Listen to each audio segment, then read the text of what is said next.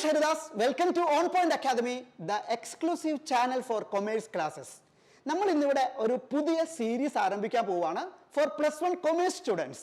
എക്സാമിന് ചോദിച്ചിരിക്കുന്ന questions and answers നമ്മൾ ടോപ്പിക് വൈസ് ഇവിടെ പ്രസന്റ് ചെയ്യും.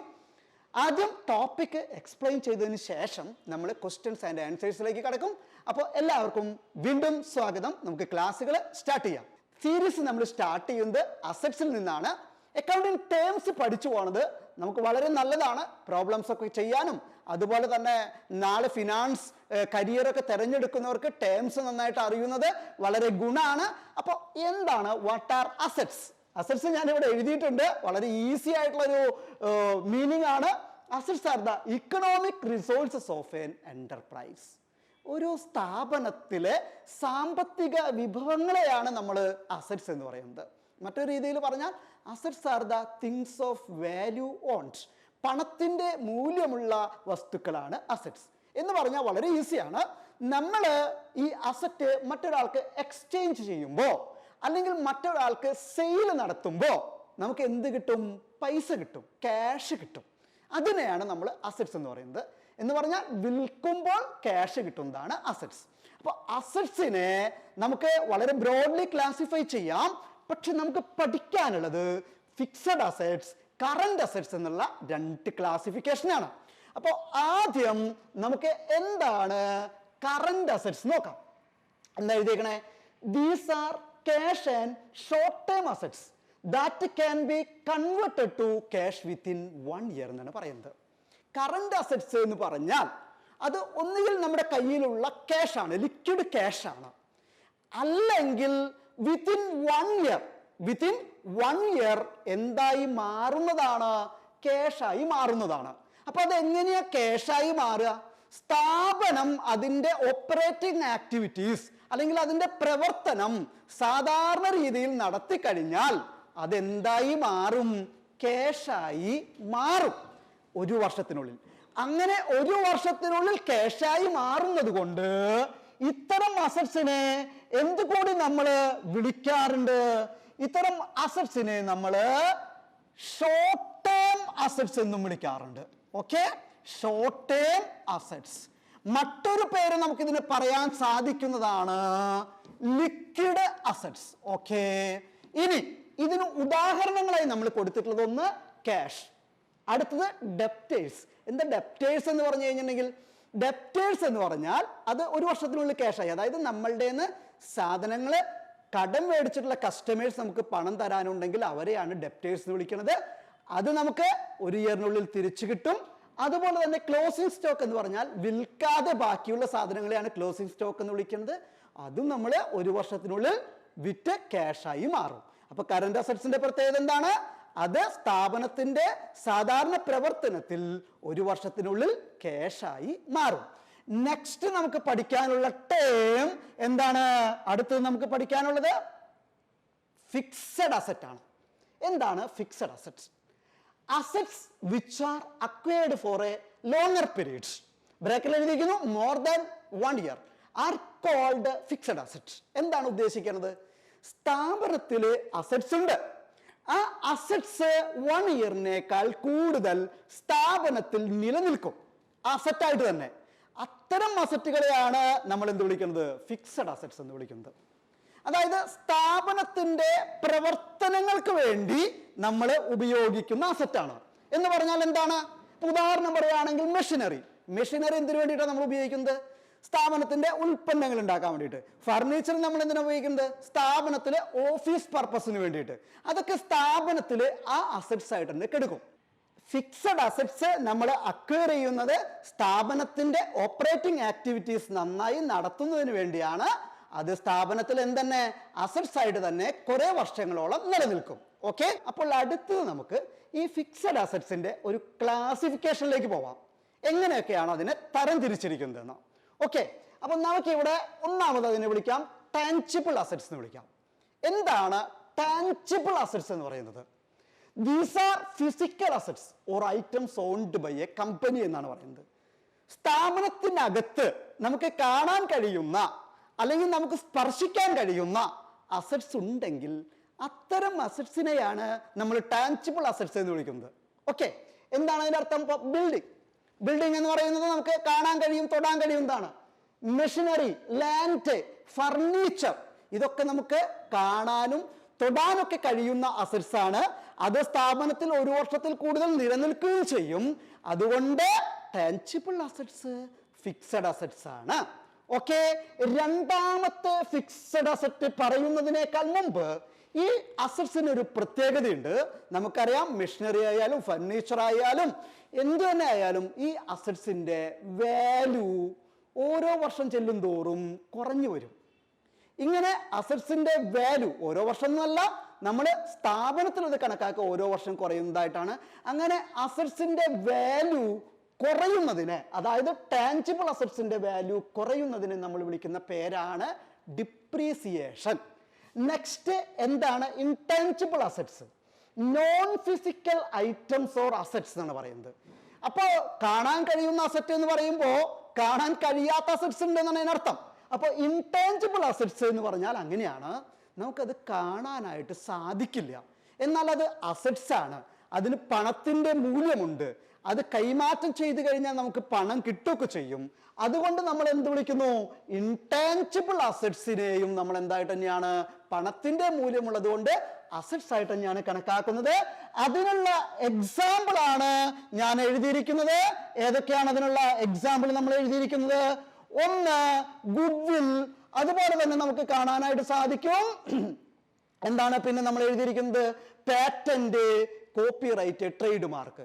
ഇതിൽ ഇൻടാൻജിബിൾ അസറ്റ്സിൽ ഈ 4 കാര്യങ്ങൾ തന്നെയാണ് പ്രധാനമായിട്ടുള്ളത്. അതുകൊണ്ട് ജസ്റ്റ് അതിന്റെ ഒരു എക്സ്പ്ലനേഷൻ ഞാൻ തരാം.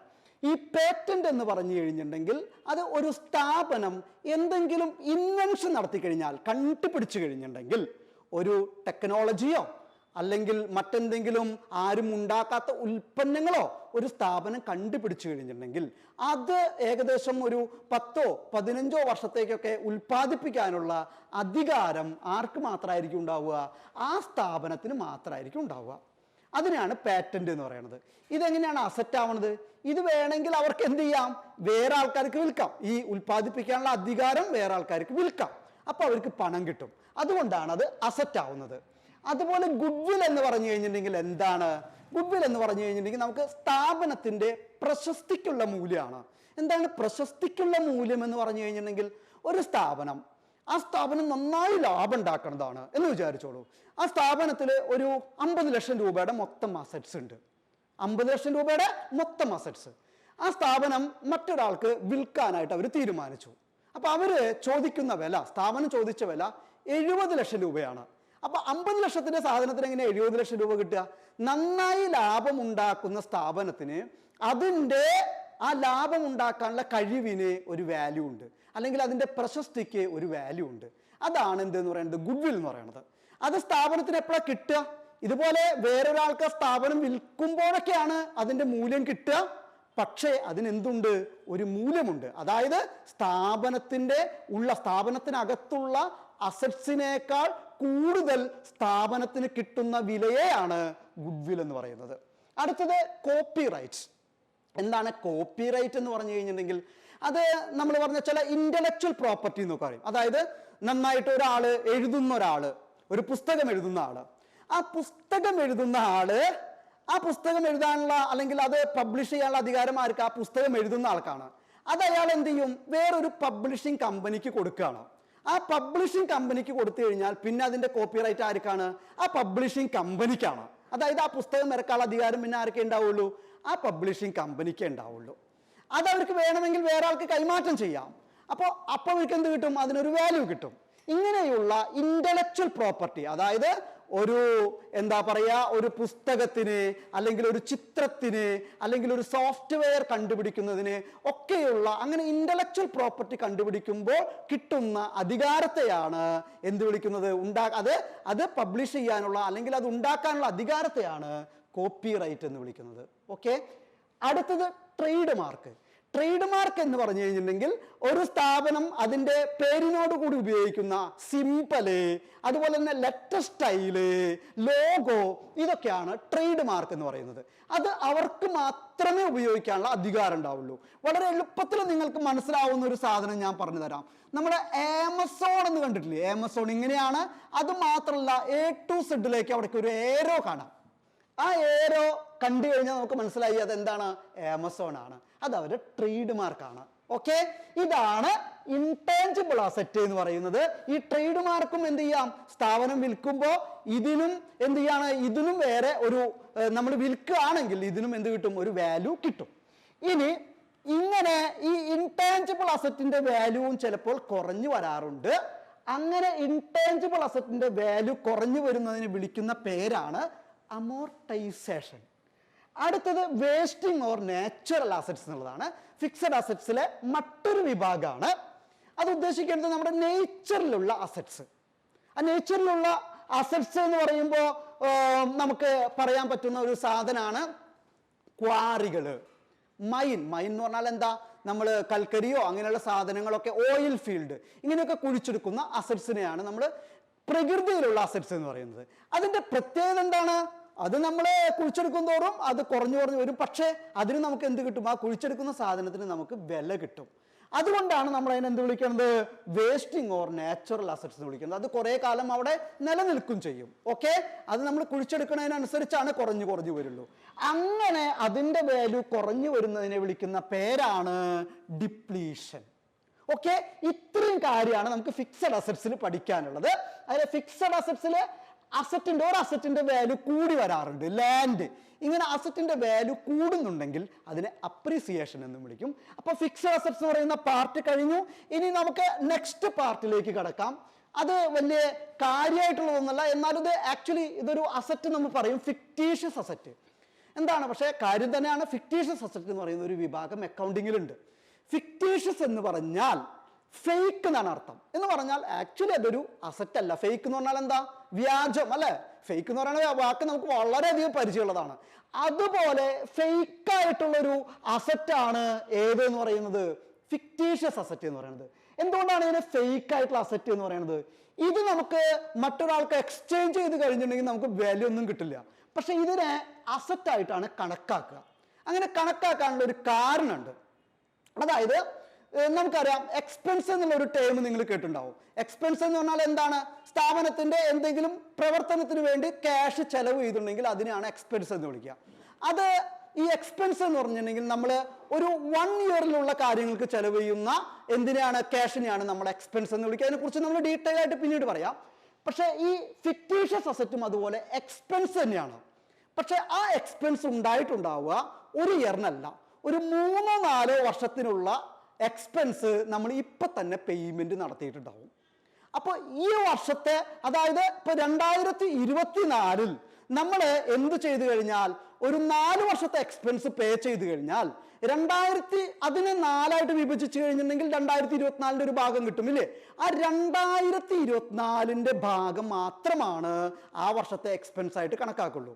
2025, 26, 27 പേ ചെയ്തിട്ടുള്ള എക്സ്പെൻസിനെ എക്സ്പെൻസ് ആയിട്ട് കണക്കാക്കില്ല. അതിനെ അസറ്റ് എന്നുള്ള രീതിയിൽ ബാലൻസ് ഷീറ്റിൽ ട്രീറ്റ് ചെയ്യാണ് ചെയ്യുക. ആക്ച്വലി അതിന് നമുക്ക് എന്തൊന്നും കിട്ടില്ല, കൈമാറ്റം ചെയ്താൽ ഒരു വാല്യൂ ഒന്നും കിട്ടില്ല. അതുകൊണ്ടാണ് അതിനെ ഫേക്ക് അസറ്റ് അല്ലെങ്കിൽ ഫിക്റ്റീഷ്യസ് അസറ്റ് എന്ന് വിളിക്കുന്നത്. ഉദാഹരണം കാണാൻ നിങ്ങൾക്ക്, അതായത് പ്രിലിമിനറി എക്സ്പെൻസ്, പ്രൊമോഷണൽ എക്സ്പെൻസ് എന്നൊക്കെ കാണാം. പ്രൊമോഷണൽ എക്സ്പെൻസ് എന്ന് പറഞ്ഞു കഴിഞ്ഞാൽ ഒരു സ്ഥാപനത്തിന്റെ അഡ്വർടൈസ്മെന്റിന് വേണ്ടി നമ്മൾ, അതായത് ഒരു 3-4 വർഷത്തെ ഗുണത്തിന് വേണ്ടിയിട്ട് നമ്മളൊരു അഡ്വർടൈസ്മെന്റ് നടത്തുകയാണെങ്കിൽ എന്താണ് അതിന് നമ്മൾ പേ ചെയ്യുന്നത്? എന്താണ്? അതിനെയാണ് പ്രൊമോഷണൽ എക്സ്പെൻസ് എന്ന് വിളിക്കുന്നത്. അതിൽ ഇക്കൊല്ലത്തെ എക്സ്പെൻസിനെ മാത്രമാണ് നമ്മൾ എന്ത് ചെയ്തിട്ട് കണക്കാക്കുള്ളൂ? ഈ വർഷത്തെ എക്സ്പെൻസ് ആയിട്ട് കണക്കാക്കുള്ളൂ. അടുത്ത വർഷത്തേക്കുള്ളതെല്ലാം നമ്മൾ എന്തായിട്ട് കണക്കാക്കും? അസറ്റായിട്ട് ട്രീറ്റ് ചെയ്യും. അങ്ങനെ അസറ്റ്സുമായി ബന്ധപ്പെട്ട് എക്സാമിന് ചോദിക്കുന്ന ക്വസ്റ്റ്യൻസ് ആൻഡ് ആൻസേഴ്സ് നമുക്ക് നെക്സ്റ്റ് പാർട്ടിൽ, പാർട്ട് 2 ഡിസ്കസ് ചെയ്യാം. അതുവരേക്കും ഗുഡ് ബൈ.